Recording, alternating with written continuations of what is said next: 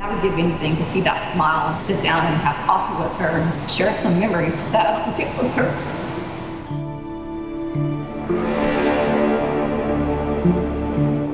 What? This can't be true. On a Saturday night in 2003, I just immediately started calling her phone number. And of course, nobody picked up. And I just called and called and called. an open door at the Arcadia Apartments led officers to their next investigation. It's a case of a young mother and a pregnant mother at that, brutally murdered inside her home. Not only did they kill my sister, they killed my nephew. It may be 17 calendar years later, but for, families, it may as well have been yesterday.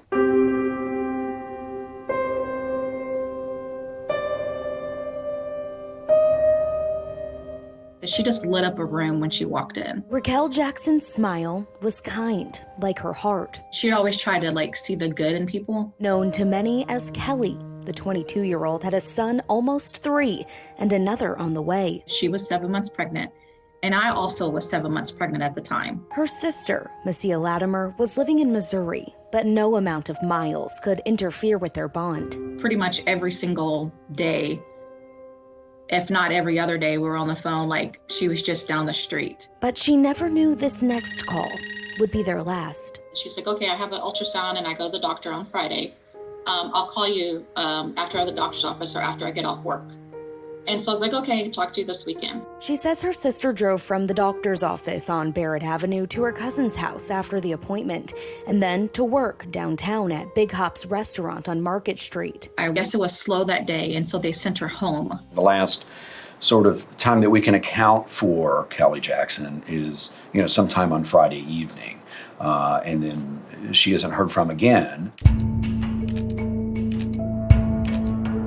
The following night, one of the neighbors in the apartment building in which she lived noticed that her door was open, investigated, and found Kelly Jackson inside dead. Now, I'm unable to say, looking at this photo or any others, if there was any kind of forced entry or not. LMPD's Sergeant John Bradley didn't respond to the scene nearly 18 years ago, but he's been briefed about the case on Phyllis Avenue. Brutally murdered with a number of injuries. I was told that it was multiple stab wounds, and she fought. The pictures on her mantle, a reminder of how young she was. What strikes me is that the television's on, being at home watching television, and this brutal crime happens. The thing that sticks out to me is just this bucket that's knocked over, reminds you that a kid is there. It kind of jumps right out at you, doesn't it? That, this was also a child's home.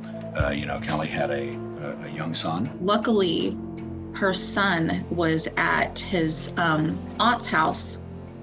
She had dropped him off because she was supposed to work. Messia mentioned an ex-boyfriend. I know they had broken up, and he had broken into her house. She sent us a copy of at least one EPO filed against him.